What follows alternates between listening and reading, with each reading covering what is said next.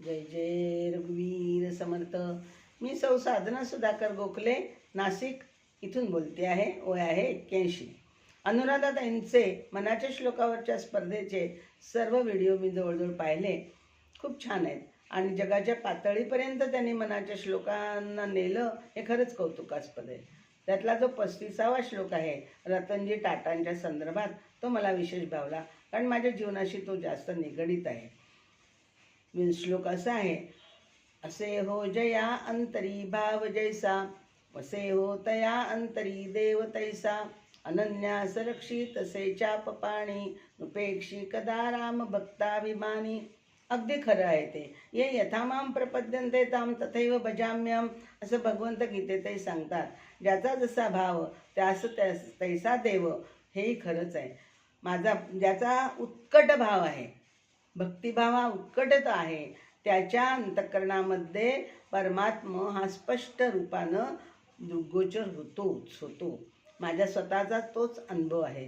जन्मापासूनच माझा रामाच्या चापबाणी रामाशी माझं सान्निध्य आहे, तोच माझा आराध्य आहे. आणि अगदी जन्माला आले तेही रामाच्या मंदिराच्या शेजारीच. नंतरही सदैव त्याच्या दर्शनाशिवाय मी कधी राहिले नाही.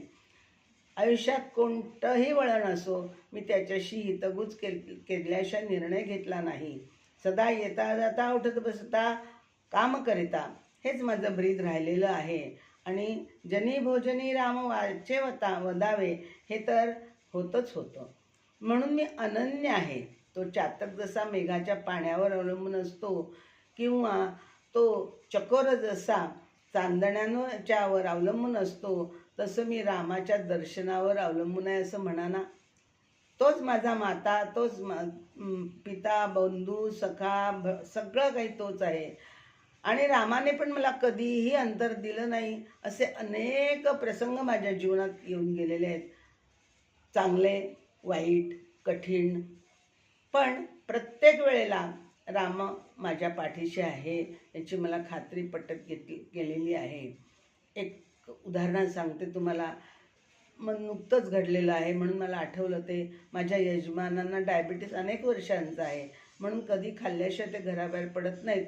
पण त्या दिवशी कसे कोणजणे काही न खाताच ते घराबाहेर पडले आणि अचानक शुगर डाऊन झाली आणि ते रस्त्यात चक्कर येऊन पडले.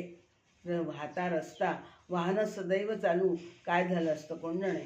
पण अचानक कोपरगावचे यांचे मित्र श्री कुलकर्णी त्याच वेळेला त्याच रस्त्याने तिथून जात होते.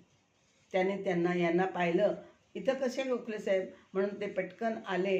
जवळच्या पाण्याच्या बाटलीतून पाणी शिंपडलं, त्यांना सावध केलं, त्यांना चहा बिस्किटं खायला घातली आणि सावरल्यावर रिक्षात बसवून घरी आणलं आणि एकीकडे मला फोन केले. घरी आले ते त्यांना सुखरूप पाहून मला काय वाटलं असेल ते तुम्हाला कल्पना करता येईल. माझा रामाला म्हटलं, रामा किती रे धावपळ केली, त्या कुलकर्णींना त्याच वेळेला तिथं येण्याची कशी बुद्धी दिलीस रे तू, आणि या मोठ्या कठीण प्रसंगातून तू मला सावरलं. हे नाही, असे अनेक प्रसंग यापूर्वीही घडून गेलेले आहेत, पण हा ताजा प्रसंग डोळ्यासमोर आला म्हणून मी तुम्हाला सांगितला. त्या खरंच आहे. अनन्यास रक्षित असे चाप पाणी, मी त्याच्याशी अनन्य आहे आणि म्हणून तो मला कधीही विसंबत नाही. जय जय रघुवीर समर्थ.